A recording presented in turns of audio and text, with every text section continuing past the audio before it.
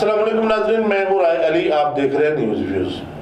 ناظرین، آج ہم میں دکھانے آپ کو جا رہا ہوں کہ جو ہمارے سیاسی لیڈر ہیں وہ کرتے کیا ہے، ہمارے وزیر کرتے کیا ہے۔ ہمارے وزیر داخلہ صاحب نے کل ایک پریس کانفرنس کی، وہ میں آپ کو دکھاؤں گا کہ اس میں انہوں نے کیا کیا۔ یہ کرتے کیا ہے کہ ادھر سے چند باتیں اٹھا لیں، ادھر سے چند باتیں اٹھا لیں، ادھر سے چند باتیں اٹھا لیں اور پریس کانفرنس کر دی، اینڈ میں جا کے تھوڑا سا لقمہ دے دیا کہ جی ہم یہ کر رہے ہیں۔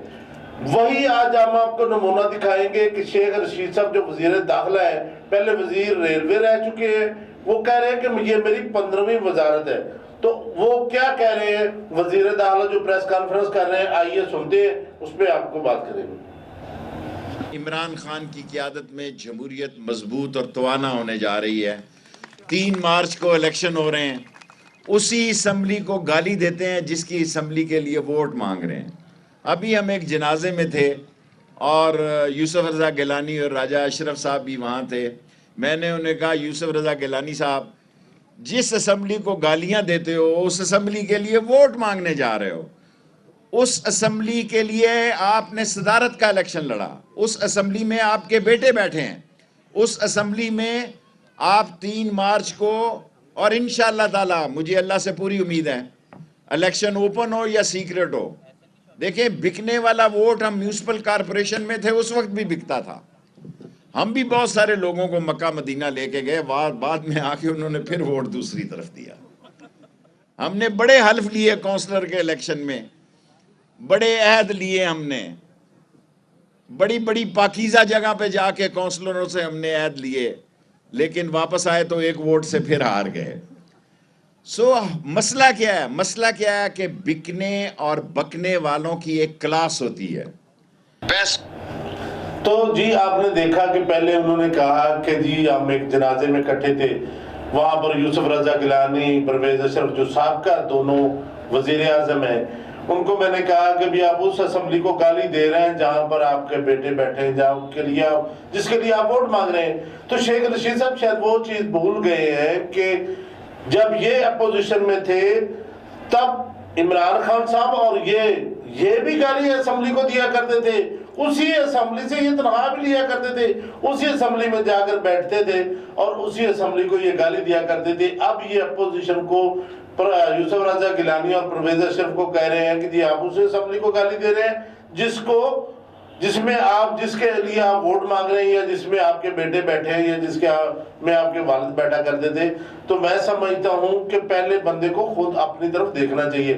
یہ شیخ رشید صاحب اس وقت کہاں تھے جب یہ خود گالی دیا کرتے تھے۔ اور رہی بات بکنے اور خریدنے کی بات، تو دیکھیں شیخ رشید صاحب کہہ رہے ہیں کہ چاہے مکے مدینے سے ہو کے آ جائے، بکنے والا بک ہی جاتا ہے، بلکہ بکنے اور بکنے میں بھی بڑا فرق ہے کہ انہوں نے کہا جی بکنے اور بکنے والے جو ہیں وہ کبھی رکتے نہیں ہیں۔ تو میں سمجھتا ہوں کہ شیخ رشید صاحب نے بکنے اور خریدنے کی جو بات کی ہے، انہوں نے کہا جی یہ تو شروع سے چلتا آ رہا ہے، جب یہ کونسلر کی سیٹ پہ لڑا کرتے تھے اس وقت سے یہ بکنے کی بات ہو رہی ہے، اس وقت سے یہ کونسلر بھی بکتے آئے، پھر یہ سینٹ کے الیکشن میں یہ ممبر بکنا، ایم پی ایم این اے بکنا شروع ہو گئے۔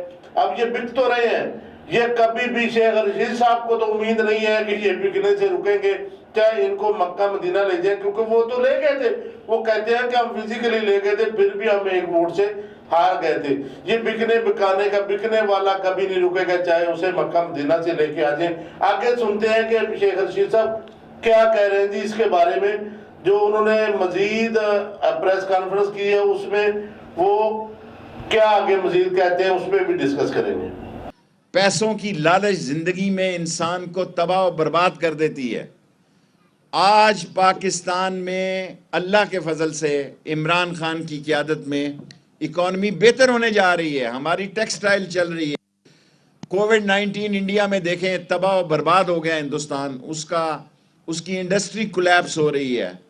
امریکہ میں ایک دن میں 4 لاکھ لوگ کووڈ-19 کے مریض ہوئے ہیں، ایک دن میں۔ کیونکہ میں ساری دنیا کا دیکھتا تھا کہ کووڈ کی کیا پوزیشن ہے۔ الحمدللہ آج بھی پاکستان میں اللہ کا خاص کرم ہے اور اس بیماری سے ہم کافی حد تک نکل گئے ہیں، اور اس کا کریڈٹ جہاں عمران خان کو جاتا ہے وہاں عظیم پاک فوج کو بھی جاتا ہے، جنہوں نے اس ملک میں اس کووڈ 19 کے خلاف جہاد کیا، اور یہ وہی جہاد ہے جو کل بھی آپ دیکھیں 4 لوگ شہید ہوئے ہیں بلوچستان میں، وہ بلوچستان کے نہیں ہیں، وہ جان پاکستان کے لیے دے رہے ہیں۔ جو لوگ فوج کو دیتے ہیں ان کی زبان گدی سے کھینچ لینی چاہیے کہ عظیم ثبوت۔ دیکھیں اب انہوں نے کووڈ 19 پہ بات کرتے کرتے اچانک ہی وہ بلوچستان کی بات پہ چلے گئے۔ کووڈ 19 پہ بالکل ٹھیک ہے، ہر بندے نے دیکھے خالی فوج نے یا عمران خان نے اس میں کچھ نہیں کیا۔ ہاں عمران خان نے یہ ضرور کیا ہے کہ جو یہ سب کہتے تھے کہ لاک ڈاؤن ہونا چاہیے، کرفیو لگنا چاہیے، وہ انہوں نے نہیں لگایا اور لوگوں تک پیسے بھی پہنچائے۔ اس بات کی حد تک تو ہم مانتے ہیں کہ عمران خان صاحب نے بہت اچھا کام کیا، مگر رہی کووڈ 19 کی بات تو وہ ہر بندے نے اس پہ جہاد کیا ہے۔ ہر بندے نے دیکھے اکانومی آپ کی کہاں چلے گی، معیشت آپ کی کہاں چلے گی، یہ تو کہہ رہے ہیں کہ جی اوپر آ رہی ہے، دن بدن مہنگائی ہوتی جا رہی ہے۔ پہلے پیٹرول جو ہے وہ 1 ماہ کے بعد وہ اس کا ریٹ بڑھتا تھا، آپ 15 دن کے بعد بڑھانا شروع کر دیا، آج بھی یہ بڑھا رہے ہیں پیٹرول۔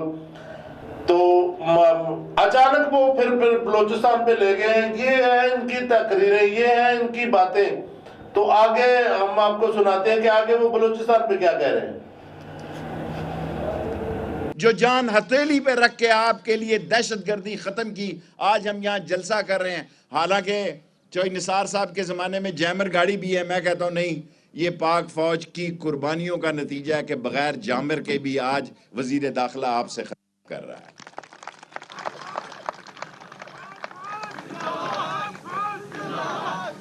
اور آج آپ دیکھیں ہر روز، دوسرے روز، چوتھے روز آپ کو خبر آتی ہے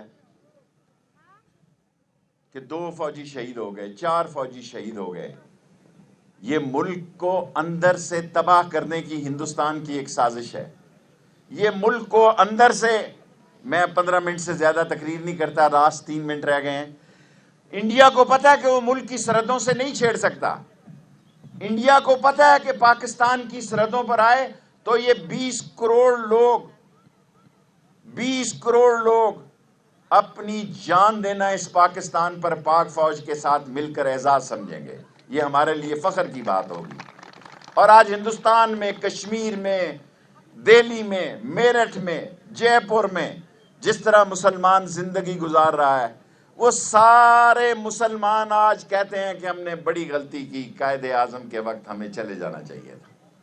آج قائد اعظم کی یاد ہندوستان کے مسلمانوں کو ستاتی ہے۔ کن لوگوں نے، آج وہی لوگ پاکستان کی سیاست میں پنچ بنے ہوئے ہیں، کھڑپینچ بنے ہوئے ہیں۔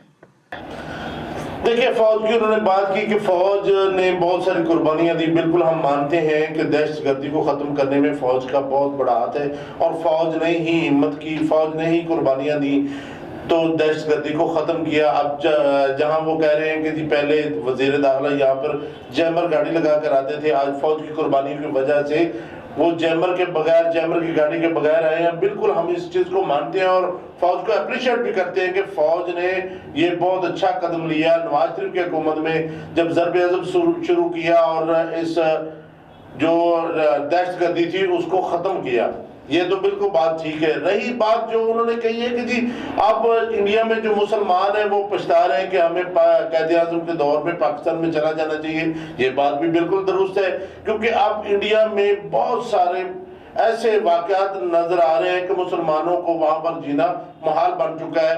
کشمیر کے علاوہ، کشمیر کی بات نہیں ہو رہی، کشمیر میں تو کرفیو لگا ہوا ہے، کشمیر میں تو 90 لاکھ جو عوام ہے وہ تو پس رہی ہے۔ اس کے علاوہ پورے پاکستان میں جو مسلمان کمیونٹی ہے ان کو تنگ کیا جا رہا ہے، ان کو قربانی نہیں کرنے دیتے، ان کو نماز نہیں صحیح طریقے سے پڑھنے دیتے، ان کو جمعہ نہیں پڑھنے دیتے، تو وہ بالکل پچھتا رہے ہیں۔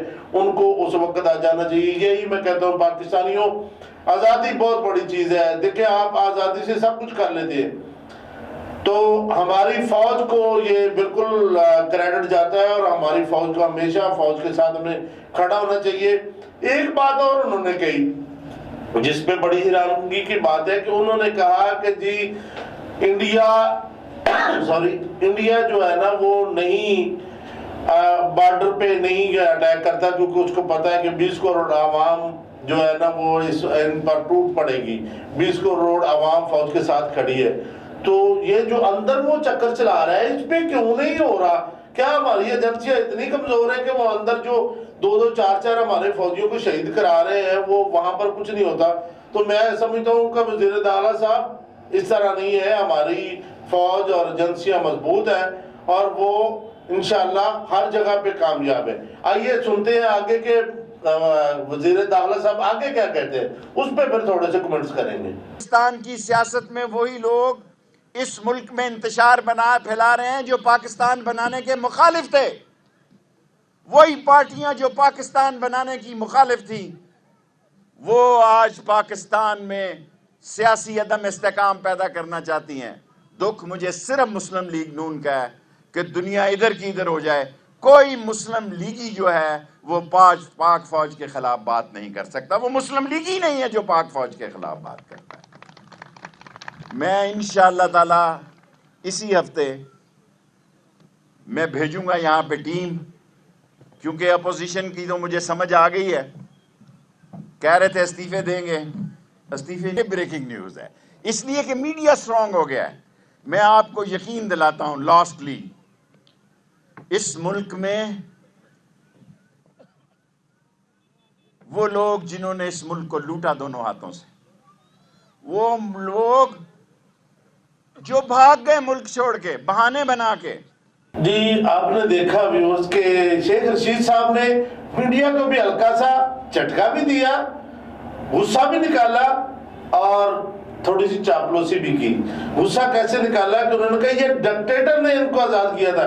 एक चैनल होता था, किसी को पता ही नहीं होता था क्या हम कर रहे हैं, हम जहां मर्जी जाते थे, किसी को पता ही नहीं होता था। तो अब तो हमारी गाड़ी की स्पीड ये बताते हैं, हमारी गाड़ी का व्हील कप जो है चलता है, वो बताते हैं कि जी ये गाड़ी का वज़ीर दाखिला की गाड़ी जा रही थी तो उसका व्हील कप। डिक्टेटर के साथ वजीर कौन था?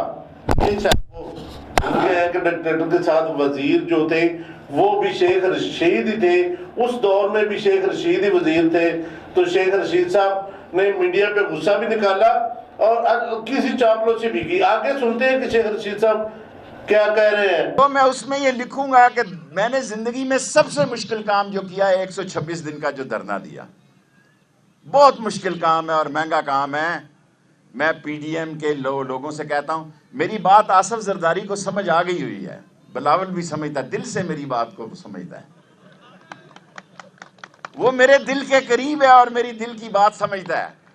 उसको पता है कि शेख रशीद सही कह रहा है। बिलाखिर इन्होंने पीपल्स पार्टी की बात माननी है, देर से माने सवेर से माने। आखिरी बात यहां कह के इजाजत चाहता हूं, अगर आप कानून और आइन के दायरे में आएंगे तो आपके लिए सद एहतराम है, और अगर आप कानून लॉ एंड ऑर्डर को के दायरे से बाहर निकलेंगे तो इस्लामाबाद जो है फिर इस्लामाबाद होगा। फिर ना कहना किसी ने कहा नहीं था, फिर ना कहना किसी ने बताया नहीं था। मैं सारे मीडिया के सामने कहना चाहता हूं उसी शेर पे कि आप अगर आइन कानून और लॉ एंड ऑर्डर का एहतराम करते हुए आएंगे तो आपके लिए कहीं रुकावट नहीं है। अगर आप इसके खिलाफ आएंगे तो कदम कदम पर आपको रुकावट मिलेगी, और रुकावट डालने में सबसे आगे शेख रशीद होगा। कोई क्वेश्चन?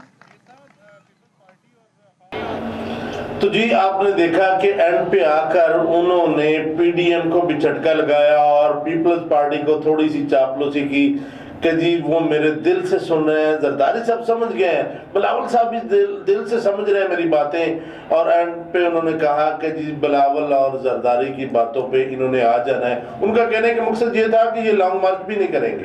इस्तीफे तो उन्होंने दिए नहीं, तो लॉन्ग मार्च भी ये नहीं करेंगे। साथ उन्होंने एक लुकमा और दे दिया कि जो सबसे मुश्किल काम है वो है धरना, जो हमने 126 दिन दिया था, वो जो हम अपनी बुक में लिखने जा रहे हैं, वो इन्होंने सिर्फ पीडीएम को बताया है कि सबसे मुश्किल काम धरना देना है। اور ساتھ ہی ایک تھوڑی سی دھمکی بھی لگا دی پی ڈی ایم کو کہ اگر آپ نے کچھ ایسا کیا تو پھر قانون حرکت میں آئے گا. یہ ساری باتیں سارے وزیر کرتے آئے ہیں شروع سے. دیکھیں جب 126 دن کا دھرنا تھا اس وقت بھی چودھری نثار صاحب تھے وزیر داخلہ, انہوں نے بھی بہت کچھ حرکت میں, قانون بہت حرکت میں آیا, شیلنگ بھی ہوئی, فائرنگ بھی ہوئی, سب کچھ ہوا, یہ چلتا رہتا ہے. مگر میں سمجھتا ہوں کہ پی ڈی ایم اگر تو خاموشی سے یہ لانگ مارچ کرے گی تو ان کے سامنے ایک مثال ہے لاہور کے جلسے والی, کہیں پہ کوئی رکاوٹ نہیں ہوگی. اگر یہ توڑ پھوڑ یا اس طرح کی کوئی حرکت کریں گے تو پھر بالکل قانون حرکت میں آنا چاہیے. کیونکہ آپ دیکھیں نا, یہ ساری باتیں انہوں نے کی, اپوزیشن بھی کی, آرمی کی بھی کی, اور انڈیا کی بھی کی, میڈیا کی بھی کی. کہیں پہ انہوں نے کہا کہ جی یہ مہنگائی جو اوپر جا رہی ہے اس پہ ہم کیا کر رہے ہیں. کہیں پہ انہوں نے کہا کہ جی معیشت کو, یہ تو کہہ دیا کہ معیشت ہماری اوپر جا رہی, کہاں سے جا رہی ہے بھائی؟ غریب آدمی پس رہا ہے, غریب آدمی نوکریوں سے فارغ ہو رہے ہیں, غریب آدمی کے لیے کھانے کے لیے کچھ نہیں ہے. یہ باتیں تو نہیں کی, صرف یہ کہہ دیا کہ معیشت ہماری اوپر جا رہی ہے. تو انشاءاللہ نیکسٹ کسی ایسے ہی وزیر کی یا وزیر اعظم کی یا وزیر اعلیٰ کی کسی کی تقریر آپ کے ساتھ ڈسکس کریں گے اور آپ کو دکھائیں گے کہ یہ کرتے کیا. اللہ حافظ.